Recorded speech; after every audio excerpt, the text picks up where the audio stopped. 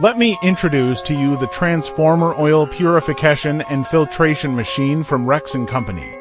It is a high-efficiency filter specially designed for purification and filtration of transformer oil with a capacity of processing 3,000 liters of oil per hour. This machine uses advanced vacuum filtration technology, which can effectively remove moisture, impurities, and gases in the oil, significantly improving the insulation performance and service life of the transformer oil. The equipment is equipped with high-performance 3-stage filters and high-vacuum systems to ensure that the oil is not contaminated during the treatment process.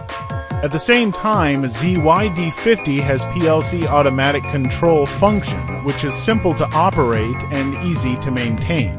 It has a compact structure and is suitable for the oil purification needs of various substations and power equipment.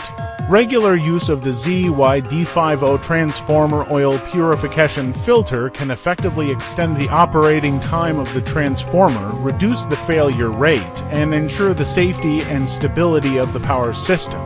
This machine is ideal and indispensable, whether during maintenance or during the installation of new equipment.